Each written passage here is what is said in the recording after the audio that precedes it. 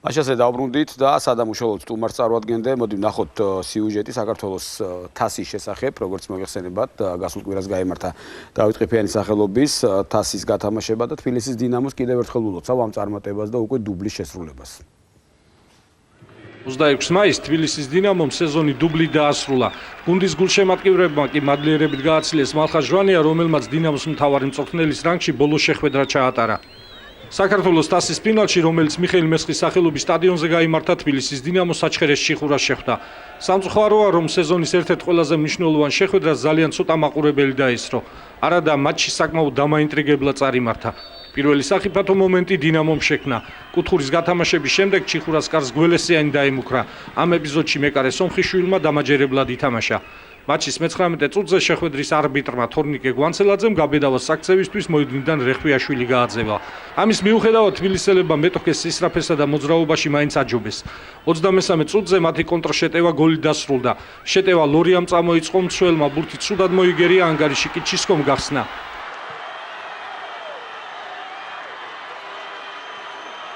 საჩხერელებმა წონასწორობის აღდგენა მეორე ტაიმის დასაწყისში მოახერხეს. ქიმაძე გაბედავას კომბინაცია დათუნაიშვილმა გოლი დააგვირგვინა. საჩხერელებს თასის მოპოვების იმედი გაუჩნდათ, მაგრამ დინამომ მეტოქეს ცივი შხაპი გადაასხა. ჩისკომ ბურთისთვის ბოლომდე იბრძოლა და მეკარესთან პირისპირ მარცვალაძე გაიყვანა, რომელმაც დინამო ეფექტური გოლი დააწინაურა.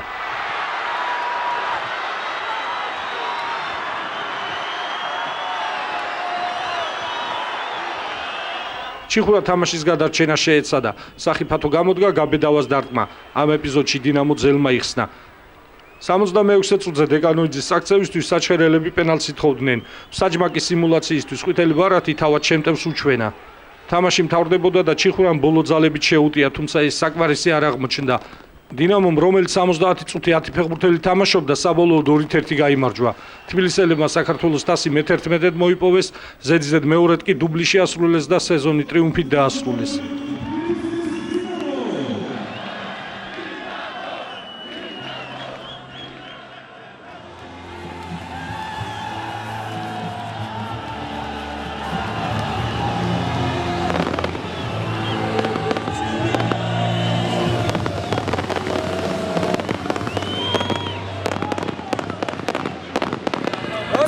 ძალიან გახარებული ვარ.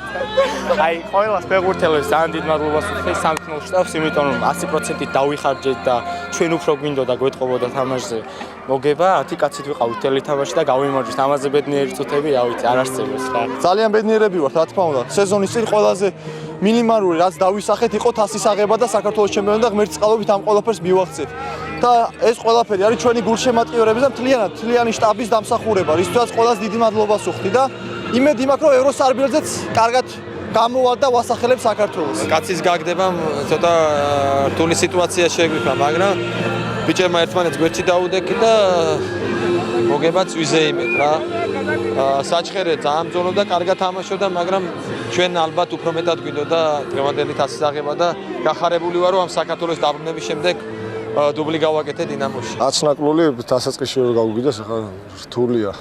სხვადასხვა 2009-ში ეგრე, მაგრამ იქ ბოლოს გავუგიდეს. კაცი თუ გახსოვს ის თასის ფინალიც მოვიგეთ. რთული იყო, ხარ ეხო ძალიან დიდი ძალა არის ჩვენი გუნდისთვის. დაცვის ერთ-ერთი საუკეთესო მსხვილი არის, ჩვენი გუნდში ერთ საუკეთესო მსხვილი არის და მისი არ ყოფნა მაინც ასე თუ ისე გამოჩნდა სტადიონზე. იმ თვალსაზრისით, რომ შეტევები ისე ძლიერად ვეღარ უტევდეთ, იმიტომ რომ ერთი კაც ნაკლები გინდა არ გინდა მოგვიწია დაცვაში ჩაჯდომა და უკნიდან თამაში. მეორე ნომრად არ ვაპირებდი ჩვენ ამ თამაშს, ამ თამაშს თამაშს და რაღაც კორექტირებები შეიტანა წითელმა ბარათმა ამ თამაში, მეორე ტაიმში უკვე წვრთნელმა გადაადგილება მოახდინა და ფაქტის სახეზეა მოვიგეთ თამაში. ეს იყო ურთულესი მატჩი. დასაწყისში რეხვიაშვილი რომ გაგვიძევეს, ჩიხურამ ძალიან დიდი უპირატესობა მოიპოვა. მაგრამ მოსაგებად ყველაფერი გავაკეთეთ. ძალიან აზრიანად ვითამაშეთ, ვიბრძოლეთ და უზემოდ გახარებულები ვართ. დინამომ და მე მორიგი ტიტული მოვიპოვეთ. ისიც მიხარია, რომ ამ წარმატებაში ჩემი წვლილი შევიტანე. თავიდანვე ვიცით, რომ დაძაბული თამაში გამოვიდოდა ჩიხურასთან და მადლობა ბიჭებს, მადლობა ღმერთს, რომ გადმოხედა და ბიჭების თავდადებით, ბიჭების შრომით ჩემპიონები გახდით და ძალიან გახარებული და ბედნიერები ვართ. ხასიათი, რომელი ხასიათის გამოავლინა ჩემმა გუნდმა, ჩემმა ბიჭებმა, ეს გმირული ხასიათი არის. მართლაც 90 წუთი ბიჭებმა იბრძოლეს და დადეს, გააკეთეს ყველაფერი იმისთვის, რომ თამაში მოიგოთ. თან გავითვალისწინოთ ის, რომ 1-0-ზე, 0-0-ზე ვიყავით გასნაკულები და ასევე 1-0-ზე გაგვითანაბრეს ანგარიში და ძალიან რთული იყო გაატეხი შეტანა, თუმცა შეძლეს, იმიტომ რომ ხასიათი ძალიან მტკიცე ჰქონდათ, შეძლეს და თამაში მოიგოს. ყველას ულოცავ ამ გამარჯვებას. ნამდვილი გმირები არიან ჩემი ფეხბურთელები დღეს. სამწუხარო გოლი გაუშვით პირველიც და მეორეც. მაგრამ ნუ ფეხბურთია და ყველაფერი ხდება რა. მიულოცავ დინამოს ამ გამარჯვებას და როგორც ძალიან მეწყინა იმდენად გამიხარდა რომ დინამო მაიღო თასი და არა სხვა გუნდმა. მე ვფიქრობ რომ უცბად აი კონცენტრაცია დავკარგეთ როცა კაცი გაუგდო თამაშიდან იმ წუთში და მეორე გოლზე კიდევ კონცენტრაცია დავკარგეთ. სულ ორი მომენტი იყო როცა კონცენტრაცია დავკარგეთ ჩვენ ამ თამაში და აი ზუსტად ჩისკომ და მარცვალაძემ ამ ორმა კაცმა გამორჩეულმა ფეხბურთელებმა საქართველოს ჩემპიონატში არ გვაპატია ეს კონცენტრაციის დაკარგვა და დაგვსაჯეს. მაშინ ასე კიდევ ერთხელ ულოცავ დინამოს, ახლა კი ჩვენი გადაცემის მთავარი თემა და ხედავთ უკვე რომ ჩვენთან სტუმრად არის გია გეგუჩაძე. გია, დიდი მადლობა სტუდიაში მობრძანებისათვის და მოდი დავიწყოთ, ბევრი თემა არის ასაუბრო ალბათ, მაგრამ მე მინდა გუშინდელი თამაშით დავიწყოთ. 19 წლამდელებმა შვეიცარია დაამარცხეს 2-0. რა თქმა უნდა, ნახე შეხვედრა და ყველას აქვს ის დადებითი გრძნობა რომ გუნდმა მოიგო და ჩემი აზრი იყო პირადად და რჩები ამ აზრზე რომ გუნდმა თამაშით მოიგო და ეს იყო ძალიან იშვიათი შემთხვევა და არ ვიცი, მე პირადად ძალიან მომეწონა ეს თამაში და ყველა მაყოფილი ალბათ ბიჭების გამოსვით. ეს შენი აზრი როგორია? მოგესალმებით. პირველ რიგში მე ალბათ სრულიად საქართველოს მიულოცავდი დღევანდელ დღეს, საქართველოს დამოუკიდებლობის დღეს. ძალიან მნიშვნელოვან დღეს საქართველოსთვის და მართლაც ახარებულები ვართ ყველანი. პირველი თამაში ალბათ ერთის მხრივ რომ ყველაზე რთული თამაში, მეორე რომ გასვლაზე მასპინძელთან და მართლაც სრული უპირატესობა, ძალიან აზრიანი ფეხბურთი, ძალიან შედეგიანი ფეხბურთი ჩვენი გუნდისთვის და მოხარულები ვართ რა თქმა უნდა და ამ გამარჯვებითაც გავიხარეთ ყველამ. ხო, იმედია წარმატებით გააგრძელებენ და ხვალ კვიპროსთან და შემდეგ უკვე 30-ში ისრაელთან წარმატებით ითამაშებენ. ახლა კი მოდი უშუალოდ კლუბზე ვისაუბრეთ. ნოემბერში, როდესაც დაინიშნე კიდევ ერთხელ ზესტაფონის მთავარსარდლად, მაშინ შედგა ჩვენი შეხვედრა აქ ამ სტუდიაში და რაღაც ძალიან ბევრი იყო, მაშინ ცოტა გაურკვეველი იყო, შემდეგ როგორ გაგრძელდებოდა ეს თანამშრომლობა 2 თვის 2 პლუს შემდეგ იყო გაგრძელებული კონტრაქტი და დღეს ისეა რომ უკვე სრულფასოვნად შეიძლება ითქვას და რამდენად კმაყოფილი ხარ აი ამ განვლილი პერიოდით რაც გაატარეს ზესტაფონში. გამოგიტყდებით იმ პირველ შეხვედრის შემდეგ კიდე ჩვენ უკვე დაგეგმილიც ჰქონდა მოლი სამუშაო გეგმა, თუმცა უბრალოდ რაღაც კორექტივებს მოითხოვდა ის ალბათ და ძალიან ალბათ მცირე შანსი იყო იმისი რომ არ გაგრძელებულიყო ეს თანამშრომლობა ჩვენ სამსახურის შტაბსა და კლუბს შორის. უბრალოდ კიდევ უფრო დაულაგდით, დავსახეთ გარკვეული ამოცანები კლუბის წინაშე და კლუბმა ჩვენ წინაშე. ჩამოვყალიბდით საბოლოოდ, ვფიქრი რომ ძალიან სასარგებლო იყო ეს პერიოდი, ეს იყო ალბათ შეიძლება ესე დავარკვათ საცდელი პერიოდი, თუმცა გარკვეული ამოცანების შესასრულებელი ჰქონდა ამ დროსაც და მე კმაყოფილი ვარ რომ ეს ყველაფერი შესრულდა და გაკეთდა. აი დღეს მე გავიხსენებ ჩვენ საუბარს და საუბრობდით რომ თავად მიზანი იყო 6 გოლში შესვლა. შემდეგ ეს მიზანი ბუნებრივია შეიცვალა ერთი პერიოდი ძალიან კარგად გამლეთ უკვე ახალ 2014-ში და გაჩნდა ჩემპიონობის შანსი. აი როდემდე ფიქრობდით რომ გუნდ შეეძლო ჩემპიონობა და როდის დაიკარგა საბოლოოდ ეს შანსი? ნუ ასე ამოცანა არ ქონია ჩვენ არავის, ჩვენ უბრალოდ ერთი რაც იყო ძალიან მნიშვნელოვანი, ყოველ თამაშზე გუნდი უნდა გასულიყო მოსაგებად. ხშირ შემთხვევაში ეს გამოგვდიოდა კიდევაც, რაღაც გამონაკლისი იყო თამაშები, როცა არ გამოგვევიდა. ამოცანა არ დამდგარა ისე, რომ ჩვენ აუცილებლად ჩემპიონები უნდა გავხდეთ. მაგრამ შანსი იყო. შანსი იყო, გეთანხმებით, ალბათ შეიძლება ითქვას, რომ ეს შანსი ჩაგვივარდა ხელთ, თუმცა მეორე ადგილი მე მგონი მაინც წარმატებად უნდა ჩაითვალოს. ალბათ კი, გეთანხმებით. იმ პოზიციიდან, როდესაც ჩაიბარეთ გუნდი და მერვე ადგილზე იყო ხო გუნდი თუ არ ვცდები? მე-9 ადგილზე იყო გუნდი და მეორეზე გადავედით და ჩვენ ერთი რაც მნიშვნელოვანი იყო, მე ვთვლი და შესრულდა და ეს ამით ძალიან ბედნიერი და კმაყოფილი ვარ, რომ ევროსაგზური მოვიპოვეთ, იმიტომ რომ ამის დაკარგვა ჩვენთვის უკან გადადგმული ნაბიჯი იქნებოდა ალბათ. ძალიან ბევრი ახალწეული ყავდათ უკვე მეორე ეტაპზე გუნდის და უბრალოდ მე გადავხედე სტატისტიკას ფეხბურთელების და შარიქაძე, ფერეირა და ჭანტურიშვილი ეს ფეხბურთელები პირველ ეტაპზეც თამაშობდნენ მუდმივად და მეორე ეტაპზეც რადიკალურად შეცვალეთ პრაქტიკულად გუნდი და აი შემდეგ მოვიდა ძალიან ბევრი ახალწეული და რამდენად გაამართლეს ახალწეულებმა. ყოველთვის ერთ რამეს ვამბობ, რომ გუნდში გარკვეული ცვლილებები ზოგჯერ შეიძლება მნიშვნელოვანი, ზოგჯერ შეიძლება უმნიშვნელო, ეს არის თანხმოვანი პროცესი და ამ მხრივ მუშაობა დღესაც გრძელდება. ამიტომ ცვლილებები ალბათ მომავალშიც მოსალოდნელია, შეიძლება არა ესე რადიკალურად, თუმცა გუნდის აწყობის პროცესი ითხოვს ამას და გუნდის შენების პროცესი ცოტა რთული საკითხია. რაც შეეხება ახალწეულებს, ახლა თავისთავად ცხადია, შეიძლება ყველაზე ესე არ ვისაუბრო და არ ვილაპარაკო, მაგრამ ძირითადმა ნაწილმა ალბათ მეტად გაამართლა უფრო ვიდრე არა. ხო, ახლა მეც არ მინდა ეს დაკონკრეტება გვარების და ვინ უკეთესი იყო, ვინ უარესი, თქვენ თვითონ უფრო კარგად იცით და გულშემატკივარიც ხედავდა ამ ყველაფერს, მაგრამ ცალკე მინდა ლეგიონერებზე კითხოთ, ეს თემა ამოვწურეთ, მაშინ როდესაც რაღაცა საუბარი იყო, რომ გია გეგუჩაძეს არ უყვარს ლეგიონერები, მაგრამ მაშინაც განაცხადეთ, რომ ხარისხიან ლეგიონერზე არასდროს უარს არ იტყოდით.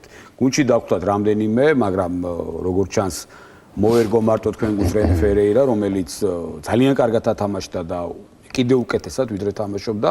მოდი ჯერ რენეზე კითხავთ, რამდენად კმაყოფილი ხართ ამ ფეხბურთელის და ჩემი აზრია, ეს არ ვიცი, ხა ვერავის ვერ მოვახვევ თავს, რომ მას ჰქონდა პროგრესი კიდევ უფრო მეტი პირველ და მეორე ეტაპზე.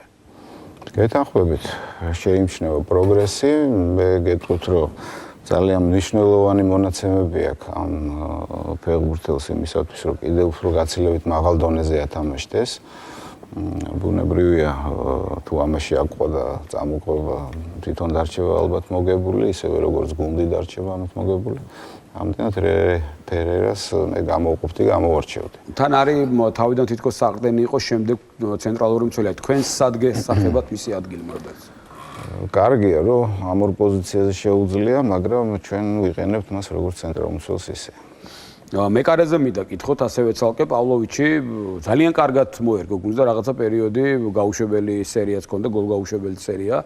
გამოცდილი მეკარე სერბი, თანაც ხა ამ შემთხვევაში თქვენ ასევე საუბრობდით მაშინაც რომ გუნდ ჭირდებოდა კვასხვაძის წასვლის შემდეგ გამოცდილი მეკარე, რომელიც დადგებოდა და რომელსაც არ ექნებოდა რაღაც არანაირი პრობლემა. არის გუნდში კიდევ ერთი ძალიან ნიჭიერი მეკარე, მეშველიანი, მაგრამ აქ იყო გამოცდილებაზე.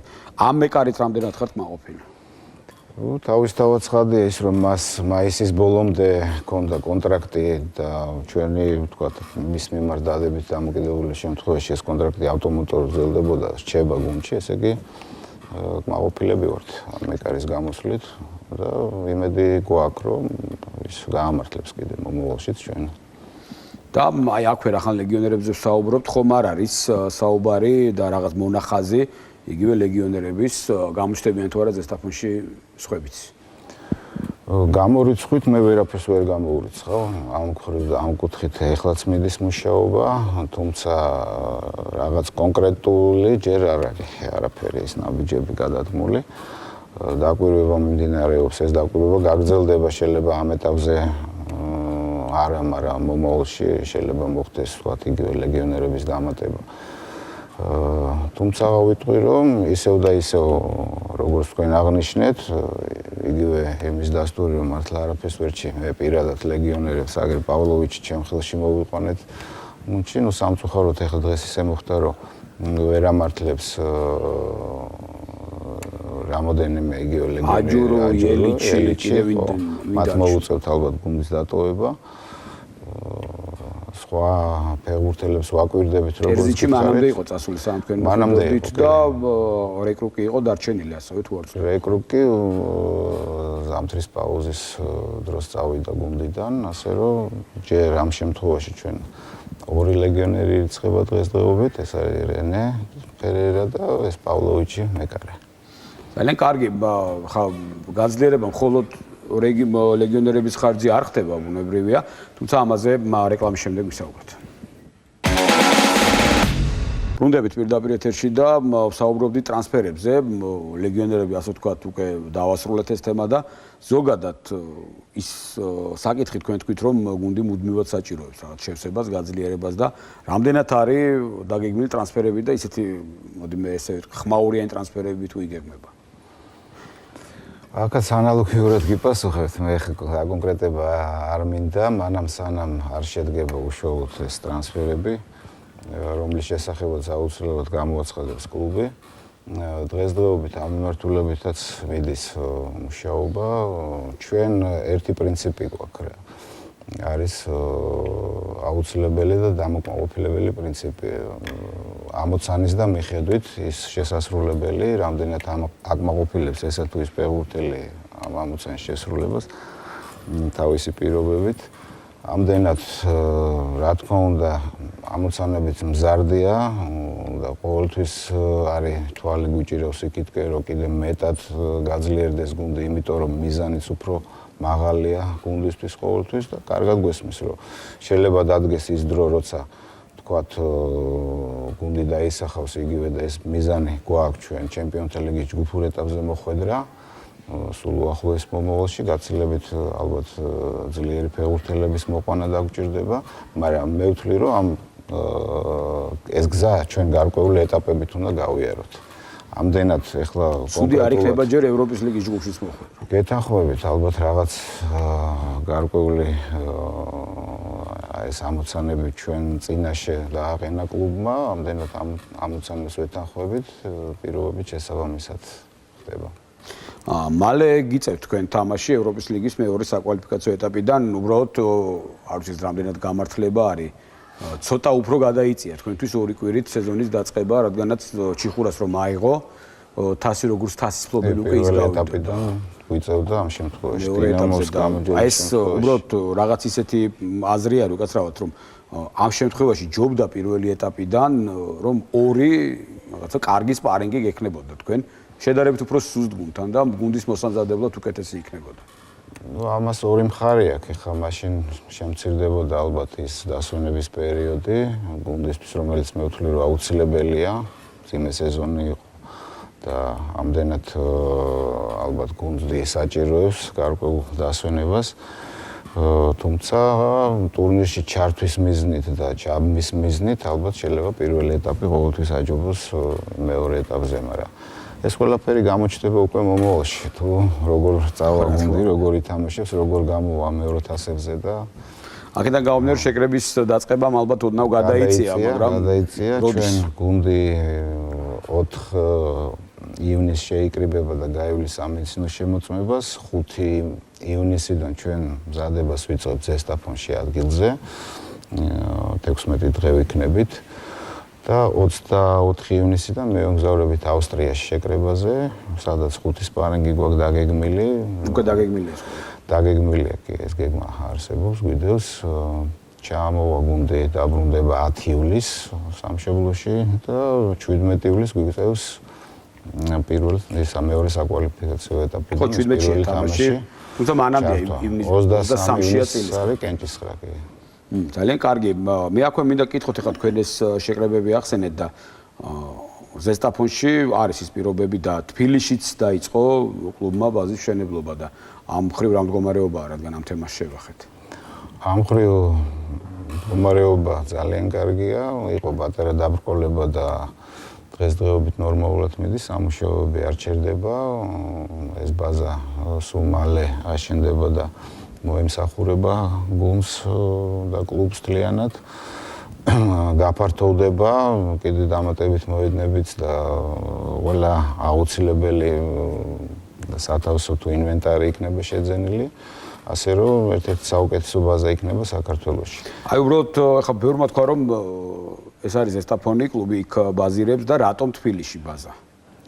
ამას თავისი ახსნა აქვს ბუნებრივია. რა თქმა უნდა, ხშირ შემთხვევაში ჩვენ ბევრ პრობლემას ვაწყდებით, როცა ჩვენ აღმოსავლეთ საქართველოში გვიწევს თამაშებისთვის მზადება და მე ვთვლი რომ ძალიან კარგი იქნება თუ კი გასვლით თამაშზე აქეთ აღმოსავლეთისკენ გუნდი მოემზადება თბილისში საკუთარ ბაზაზე, ამაზე მეტი ფუფუნება და ხო, ეს უკვე მართლა ფუფუნება გამოდის. კი.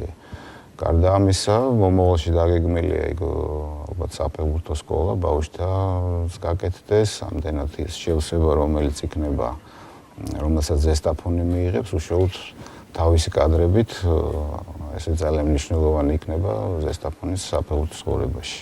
ხო, რა თქმა უნდა, ეს ყველაფერი კარგია და სტადიონზე თუ არის, იმიტომ რომ თქვენ როდესაც უკვე საუბრობთ ჩემპიონთა ლიგის ჯგუფზე, იგივე ევროპის ლიგის ჯგუფზე, რამდენად დააკმაყოფილებს ზესტაფონის სტადიონი და ჩემთვის ახლა როგორც მაყურებლის მე სულ ვიძახი, რომ ნებისმიერ გუნდს მქონდეს საკუთარ ქალაქში გუნდის მეტოქე გუნდის მიღების საშუალება, რადგანაც ეს თვითონ გულშემატკივრებისთვისაც ძალიან მნიშვნელოვანია და უშუალოდ გუნდისთვის.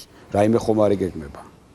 ჯერჯერობით ამაზე საუბარი არ არის, ეს რა თქმა უნდა ერთ-ერთი რთული პრობლემა, იმიტომ რომ პირდაპირ UEFA არ გვაძლევს ჩვენ იმის უფლებას, რომ თქვენ გახსოვთ ალბათ, რომ ჩვენ კი ბრიუგესთან შეხვედრა გავიხსენოთ თუნდაც. იგივე შტურმი სანამ ბრიუგე შედგებოდა, შტურმის მიღება ჩვენ მოგვიწია დინამოს სტადიონზე, ბორის ბაიჭაძის სტადიონზე და საკმაოდ დაგვწია ამან უკან ჩვენ.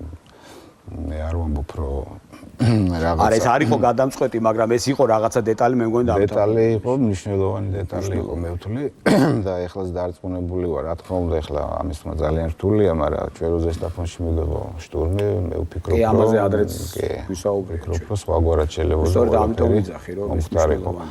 ამდენად ამ პრობლემის წინაშე დღესაც ჩვენ ვდგავართ, ეს პრობლემა არსებობს, ამ პრობლემის გადაჭრის გზები ალბათ საფიქრალია ყოველივე ჩვენთაგანისთვის.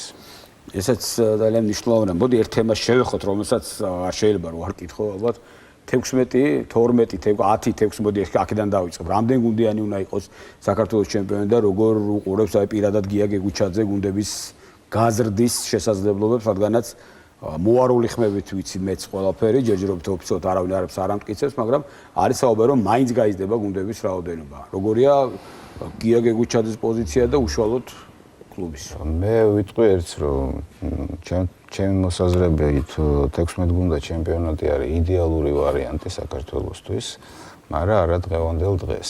ეს არის მიუღებელი, იმიტომ რომ იქამდე ალბათ საქართველოს ქართულმა ფეხბურთმა ძალიან ბევრი უნდა იშრომოს, რომ ჩვენ იქამდე მივიდეთ და სახელმწიფომ უნდა იშრომოს ძალიან ბევრი. დღესდღეობით ალბათ უპრიანი იქნება რომ იმ პირობებს, იმ ლიცენზირების პირობებს ის კლუბები, რომლებიც აკმაყოფილებენ, ამ რაოდენობით იყოს დარჩენილი. მე დამიჯერეთ არავის არ ვერჩი არაფერში. არა ვარ წინააღმდეგი გეოგრაფიის გაზრდის, მაგრამ არსებობს დებულება, დებულების მიხედვით ორი გუნდი ვარდება, ორი გადმოდის. სპორტული პრინციპი. სპორტული პრინციპი არ უნდა იყოს დარღვეული, ამდენად მე ვფიქრობ მომავალ წელსაც 12 გუნდა ჩემპიონი უნდა ჩატარდეს და შემდეგი წელი ჩემი აზრით 10 გუნდამდე არის შესამცირებელი შესამცირებელი რაოდენობა. ეს თავისთავად ცხადია, მე გავაგზავნებ, თავისთავად ცხადია ეს ყველაფერი. გამომდინარე იქიდან თუ რომელი კლუბები დააკმაყოფილებენ ლიცენზირების პირობებს, ამასთან ერთად პრინციპული მნიშვნელობა აქვს იმის, რომ ჩვენ ხარისხიანი ფეხბურთი გქონდეს უმაღლეს ლიგაში. თავარი ეს არის. ალბათ ეს არის და დღესდღეობით არანაირი ინფრასტრუქტურა არ პასუხობს, არანაირი თქვათ რაოდენობრივად არც საჯების, არც ფეხბურთელების შეიძლება კვალიფიკაცია არ არის იმ დონეზე, რომ 16 კი, ყველანაირი ადამიანური და ჩვეულებრივი ინფრასტრუქტურული რესურსის არ არსებობს იმისი, რომ ჩვენ 16 გუნდა ჩემპიონატი ჩავატაროთ. ეს არის ჩემი მოსაზრება. ხო, ახლა გეოგრაფიაზე რო აპელირებენ, უბრალოდ ახლა დღეს ფიქრობდი ჩემთვის და მაშინ რუსეთმა რამდენი გუნდიანი ჩემპიონატი უნდა ჩაატაროს. რუსეთი ისე მოვიტანა ყველაზე დიდი ქვეყანაა და ხა აი ამ მასშტაბების გათვალისწინებით გასაგებია რომ ხა ჩვენთან არის საუბარი ყველა რეგიონს თავისი გუნდი ყავდეს და აი ამით იქ დონეს ავწევთ და ხა ამ პრინციპით თუ წავედით ჩემთვის კიდევ გაუგებარია ალბათ ის და აი თქვენ თუ გაქვთ ამაზე პასუხი მე არ ვიცი, მაგრამ დაგყავს ქართული ფეხბურთის განვითარება იქამდე რომ რამდენ გუნდა ჩემპიონატი უნდა იქონდეს ჩვენ და მე არ ამგონია ეს რაიმე კავშირში იყოს თქვა ქართული ფეხბურთის განვითარებასთან ეს და ცოტა ხომ არ არის არეული მასობრიობა და ეროვნული საფეხბურთო დონე. მასობრიობა ცოტა სხვა რამეს უნდა მასობრიობა სხვა რამეა და თავისთავად ცხადია მასიური უმაღლესი ლიგა მე რაღაც ამით პირველ ლიგასაც ძალიან ხომ არ ვაკნინებთ როცა ვსაუბრობთ რომ მაინც ყველა უმაღლესი ლიგაში არანაირ სხვაობას ვერ მივიღებთ ჩვენ უმაღლესა და პირველ ლიგას შორის დონე გულისხმობ და აქ სხვაობას ვერ დავინახავთ. ხო არ ვიცი ხა ისე ერჩება ხანდახან პასუხია ხოლმე მაგრამ იმდენად ერთ პოზიციაზე ვართ რომ ძნელია ხა რაღაცა ხო არა მე ხლა არც არავისთან პოლემიკაში არ მინდა შესვლა და ყველა შეიძლება თავისი აზრი გააჩნდეს ჩემთვის ყველაზე ალბათ ამოვალი წერტილია რომ ჩვენ ქართული ფეხბურთი არ უნდა მოვირგოთ საკუთარ ნებასურვილებზე ეს ალბათ ცალკე გარედან უნდა შევხედოთ რომ რა გამოადგება და რა გზით უნდა იაროს ქართულმა ფეხბურთმა ხო მე ამას ვფიქრობ ხა და ხა თქვენი პოზიცია გასაგებია იგივე კლუბის პოზიციაც და როგორც თქვენ თქვით რომ გაკეთდეს მოიმატოს იქ სტადიონები იქნება ინფრასტრუქტურა იქნება რესურსი იქნება აი გამოჩნდნენ ბიჭები კი ძალიან კარგი ბიჭებია 19 წლამდელები მაგრამ იცი რა მათი ნაწილი თამაშობს პირველ ლიგაში და ანის გუნდი გადმოვა უმაღლესში მათი მონაწილეობით ან ეს ფეხბურთელები გადავლენ ალბათ უკეთეს გუნდებში და არ არის აუცილებელი რაღაცა ითამაშოს ვიღაცამ უმაღლეს ლიგაში და ამით მას არაფერი არ მოემატება თუ კლასი არ აიმაღლა. კიდევ ერთი ფაქტი აი ისევ ამ თემას ეხება ინფრასტრუქტურა და შემდეგი კლუბის განვითარება.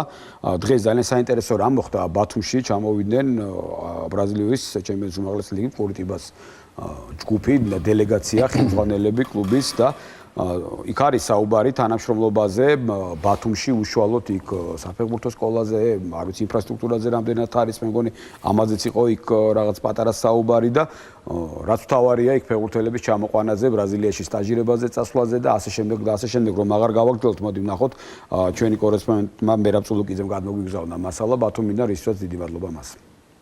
საქართველოში და კერძოდ ბათუმში ჩამობრძანდნენ ბრაზილიის საფეხბურთო კლუბ კორიტიბას ვიცე-პრეზიდენტი ბატონი მარსიო შუაბი და წვრთნელი კოორდინატორი სელექციის უფროსი, მთელი სელექცია აბარია მას პერიველტონ პაშეკინიო, რომელიც გახლდათ საფეხბურთო კლუბ კორიტიბას 90-იანი წლების ლეგენდა. მათი ჩამოსვლის მიზანი გახლავთ ის, რომ ორივე კლუბმა, ბათუმის დინამომ და საფეხბურთო კლუბმა კურიტიბამ გამოთქვეს ურთიერთთანამშრომლობის სურვილი. და ეს არის გაცნობიტი ვიზიტი, ასე ვთქვათ, ურთიერთთანამშრომლობის საწყისი ეტაპი. ორივე მხარე მონდომებულია, რომ ეს თანამშრომლობა შესდგეს. ეს თანამშრომლობა გულისხმობს იმას, რომ საფეხბურთო კლუბი კორიტიბა გაანათხოვოს ფეხბურთელებს ბათუმის დინამოს, რამდენი ფეხბურთელიც არის საჭირო 3, 4, 5 პოზიციებიდან გამომდინარე.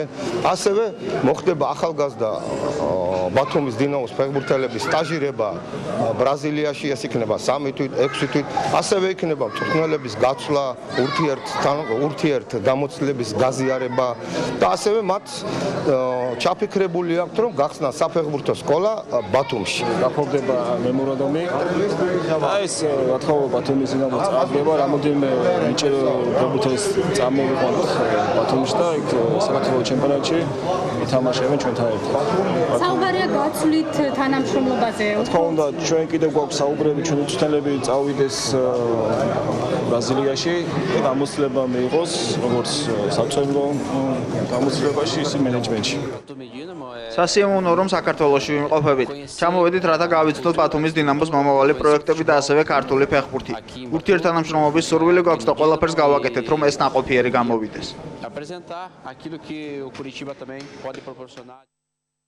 აი ესეთია, რა ვიცი, მე ძალიან დიდი იმედი მაქვს, რომ წარმატებული გამოდგება ეს ყველაფერი და თუ მართლა ჩამოვლენ ისეთ თუნდაც რენე ფერეირას მსგავსი ლეგიონერები და კიდევ მხოლოდ მივესალმები თანამშრომლობას, აზრების გაზიარებას, ურთიერთგაცვლას, ფეხბურთელების, მწვრთნელების სტაჟირებას, ეს არის ძალიან სასიკეთო საქმე. მართლა საინტერესო არის ყოველთვის რაღაც ამ ქვეყნიდან ჩამოსული ლეგიონერები და ერთ-ერთი ადრესი იყო ზესტაფონში და საკმაოდ კარგი ფეხბურთელები იყვნენ, ეხლაც არის და ზოგადად ბრაზილია ალბათ ყველაზე აქტუალური თემაა ჩემი მაისურიდან გამომდინარე, ალბათ გასაგებია უკვე ყველანი რაღაც მაინც მემზადებით ამ ყველაფერს და გია მე მინდა ახლა ძალიან ცოტა დროს დაგვრჩა და სოფლიო ჩემპიონატს გადავიდე მე მინდა ეს ჩვენს მიერ დამზადებული კალენდარი სოფლიო ჩემპიონატის გადმოგცე და ისედაც საქმის კურსში ხარ რა თქმა უნდა და უფრო აქტიურად იქნები თან მითითებულია ყველანაირი დრო მატჩის დაწყების და ეს საწერი კალამიც და ამითი რომ მიყვედა შეავსე სპეციალური ჩვენგანს ამახსოვროთ ეს დიდი მადლობა როგორია აი ხა პროგნოზი ძალიან არასერიოზული საქმეა მოდი პირდაპირ თქვა და შენ რასელი ამ სოფლიო ჩემპიონატისაგან როგორც სპეციალისტი მე ძალიან მინდა რომ შემტევი ფეხბურთის გამარჯვებით დასრულდეს ეს სოფლიო ჩემპიონატი ასეთებად მე მიმაჩნია ალბათ ბრაზილია პირველ რიგში არგენტინა და ესპანეთის ევროპიდან ამ ნაკრებს თუმცა ალბათ გერმანიის გაუთვალისწინებობა არ იქნება და იმის და გათვალისწინებით რომ ალბათ ბრაზილიაში ტარდება მე მაინც სამხრეთ ხო აი ეს უნდა მეკითხა რამდენად იქონიებს ეს გავლენაც რომ ბრაზილიაში ტარდება ну დაახლოებით შეიძლება ისე ვთქვათ როგორც მე წეღან ვახსენე რომ ჩვენ შტურმთან ზესტაფონში გვეთამაშა ალბათ გავიმარჯვებდით დაახლოებით ისევე რა შეიძლება არა ზოგადად საფრთხე ამერიკულ გუნდებს გულებს უფრო მათ უფრო ალბათ გაუადვილდებათ ოდნავი მაგრამ უპირატესობა მაინც ექნებათ ევროპელებთან შედარებით ჩემი აზრით მაგრამ ეხა მოლოდინი დიდია და მთავარი და ძირითადი მე მაინც ის არის რომ შემდგომ ფეხბურთო მინდა რომ აი თუ ელი ხა ადრე იყო ხოლმე უფრო საუბარი ხა ძალიან ძნელია დღეს რაღაცა სიახლე ფეხბურთში უფრო იშვიათობაა რა რაიმე ახალ ტაქტიკურ სქემას ან ამას ახლა შეიძლება ცოტა აბსურდსაც ვლაპარაკობ მაგრამ თუ ელი რამეს რომელიმე გუნდისგან სიახლეს მე ჯერ არ მახსოვს რომ როდესმე გვეთქვას ჩვენ ამ დიდი ფორუმების შემდეგ რომ რაღაც სიახლე ვერ ვნახე აუცილებლად იქნება სიახლე რა იქნება ეს მე ვერ ვიტყვი ხო ძნელია მაგის თქმა ალბათ მაგრამ ნებისმიერი სიახლე ყოველთვის გასაზიარებელია, გადმოსაღებია და ჩვენს ესე ვსწავლობთ. ნუ ყურადღებით ალბათ ეხლა სოფლიო ჩემპიონატი, იმიტომ თავის ფასი აქვს ამ 4 წელიწადში ერთხელ რომ ტარდება, იმიტომ არის ალბათ უფრო ინტერესი თველი ყოველ შემთხვევაში. და აი თვითონ ახალი ფეხბურთელები ხა იმდენად ნაცნობია ამ თუნდაც ევროტურნირებიდან ადრე ეს ჩვენებაც არ იყო და მსგავსი რაღაცეები ნაკლებად იყო მაგრამ ეხლა თითქმის ყველა ფეხბურთელს აი ახალგაზრდული ასაკიდან ახალგაზრდული ჩემპიონთა ლიგაც არსებობს და იმასაც ადევნებენ თვალყურზე თუ შეიძლება აი უშუალოდ სოფლიო ჩემპიონატზე გამოჩნდეს ვინმე ახალი ფეხბურთელი რა თქმა უნდა ყოველთვის რაღაც ახალი სახეები იყო, ყოველთვის რაღაც სიახლეები იყო, მათ შორის ახალგაზრდა ნიჭიერი ფეხბურთელების წამოწევა წინა პლანზე და ესეც მნიშვნელოვანია. და კიდევ ერთი ალბათ ეს კითხვაც მაყურებელიც იფიქრებს, რომ უნდა მეკითხა აუცილებლად გულშემატკივრობას არ კითხავ, ვისკენ არის გია გეგუჩაძის სიმპათიები? მე უკვე ჩამოთვალე ის გუნდები. შემტევი შემტევი. უშუალოდ რამე კონკრეტული? არა, კონკრეტული ნაკლებად. მე ხო ვცდილობ მაინც იმ ფეხბურთის ვისიამ უნდა და ამდენად. გულშემატკივრობის არის ერთი გუნდი, რომელსაც ბოლომდე ხარ ჩართული იმაში. ზესტაფონი. არა, ეგ თავისთავად ცხადია, მაგრამ ყოველ შემთხვევაში ეხლა ერთ რამეს ვიტყოდი, რომ ძალიან მინდა ამას გამეორდები და ვიტყვი რომ დაცვითი ფეხბურთი არ იყოს, რა თქმა უნდა, ესეც იქნება წარმოდგენილი, მაგრამ მინდა სურვილი მაქვს, რომ დაცვითი ფეხბურთის დამარცხებით დასრულდეს და იმიტომ რომ ფეხბურთი მომავალში ალბათ ამ გზით უნდა განვითარდეს და თუ რაღაც სიახლეებს ველით, ალბათ ამ მხრივ და ამ კუთხით. ო, ძალიან საინტერესოა, ძნელი, ცუდია, მაგრამ უბრალოდ ისე მოგვიწევს, ისე იწყება თქვენი შეკრება კლუბის რომ სტუდიაში შეიძლება ნუ მაქსიმუმ შეიძლება რამე მოვახერხოთ, მაგრამ ძირითადად მაინც აბსოლუტურად გუნდზე იქნებით გადართული და რთული იქნება, მაგრამ წარმატებას გისურვებ, წარმატებას უსურვებ ზესტაფონს. ძალიან მინდა მე ყოველთვის ყველა გუნდზე ასე ვსაუბრობ ევროტურნირებზე გამოდიან, რომ შემოდგომაზე ვნახოთ ევროპული ფეხბურთი საქართველოში და შემოდგომაზე გასაგებია, რასაც გულისხმობ, ჯგუფური ეტაპი უკვე ეს ევროპის ლიგა იქნება თუ ჩემპიონთა ლიგა თავიდან ყველანი დაკმაყოფილდებით, ალბათ რომ თუნდაც თქვენ ევროპის ლიგაზე იასპარეზოთ და აი ეს დიდი ხნის ოცნება ქართველი გულშემატკივრის სახლის. წარმატებას გისურვებთ ბატონო გია გეგუჩაძე ზესტაფონის მთავარი მწვრთნელი იყო ჩვენი სტუმარი და ემშვიდობებით ჩვენ მომავალ შაბათს შეხვდებით ერთმანეთს. ნახვამდის.